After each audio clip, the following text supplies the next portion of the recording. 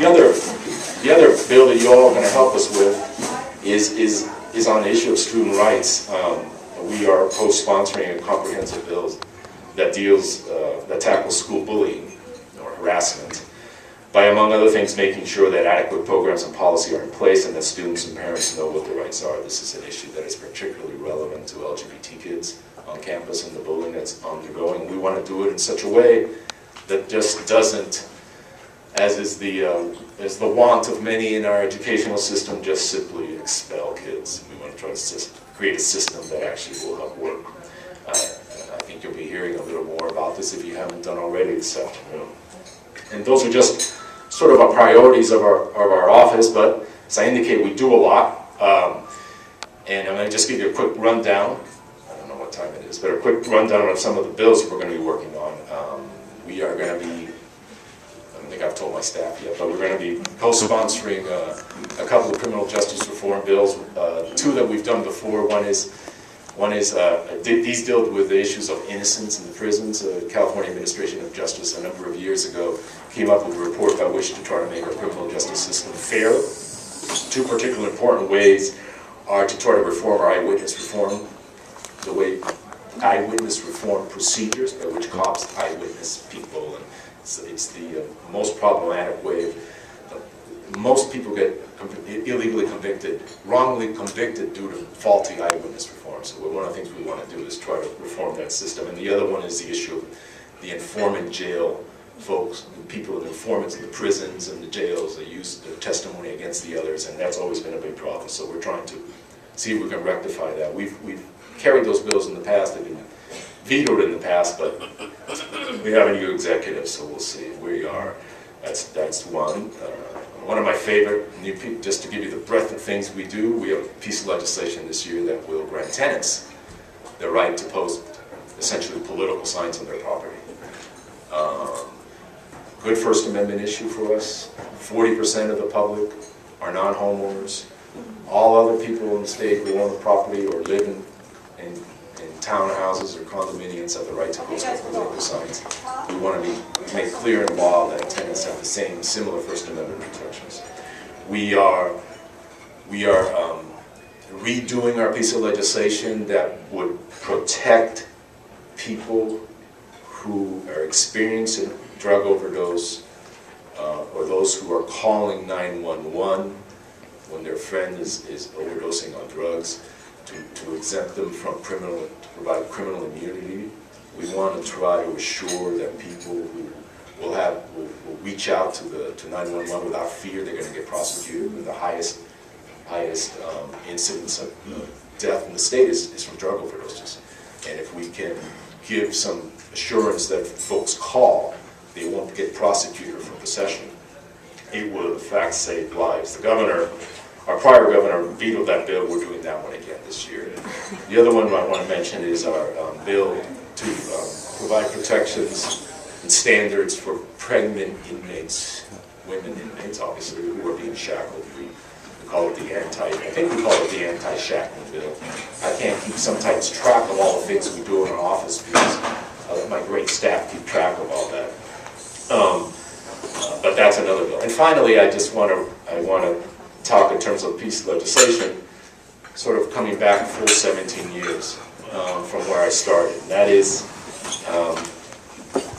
when the state of California denied undocumented the right to have a license 17 years ago. Among the other things that's resulted from that is essentially as a spawn to this mini industry of impoundment of cars through the use of DUI checkpoints.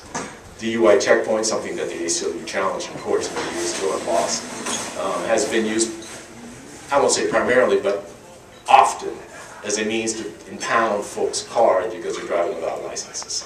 So we're in the process of working with other coalition groups and trying to see if we can rectify that and minimize the use of impoundment in those scenarios.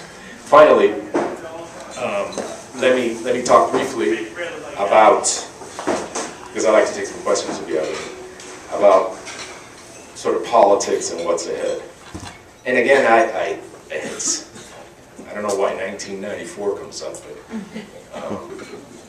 it was a terrible year, by the way. 1994. But it was the beginning of the, what I'm going to call the minoritization of the Republican Party. That infamous political ad of Pete Wilson with his commercial of the alleged hordes of undocumented crossing the border. It may have helped him win the election at that year, but what it did is that it lost any, I think, any long-term hope of his getting the Latino vote to move to the Republican Party. And we all know the demographics of the state is moving in that direction. And you know, we can see now the consequences, at least for that party, of that kind of anti-immigrant bashing. And I don't see, and I think they're recognizing themselves that they're going to have to reach out, or they're going to become even a bigger minority than they are. That's not to say that they don't cause enough mischief. You know, we can't get anything done across the street still because you need 2 votes on either side. And the new governor can't get this 2 votes to get the tax extension on the ballot. And if you don't get those 2 votes on either side, the governor has made very clear he's just going to whack an extra $13 billion from the budget. And you don't want to go there, let's put it that way. Not to say they're Dems. You know, Dems aren't always our friends either. And the rise of the moderates and the moderate caucus has always been an issue for us in terms of pushing our civil liberties agenda across the street. But it is what it is. You know, the two other things I want to mention in terms of the political realities around here is what's going to happen this year. One is redistricting, and the other is the top 2 vote thing that's going to be on the ballot. We will see compositions. You know, the reality of term limits has been that not only is it silly, but everybody's, I mean, the whole, you know, they were initially trying to get rid of the sort of the entrenched people in the government. What's resulted is in people running for office as soon as they get there, immediately for a new office. And so you have people who are in office who have honestly no idea what they're doing, and you know, there's such turnover that, you know, those of us who do this for a living don't even know who's voting on things anymore. But the whole shift of moving the redistricting to this commission will be. I think it will be interesting to see what happens. I know, you know, many of you from the Bay Area. I think the Bay Area is going to lose sort of the demographics of the state. Bay Area is going to lose a member at least, maybe 1 congressional. And 1 from the Assembly and or Senate. You know, the shift of demographics in the state is moving to the Central Valley, to the Inland Empire. I think we'll see a lot more representation in that area. And finally, the governor. I say, you know, honestly, I think it's a breath of fresh air.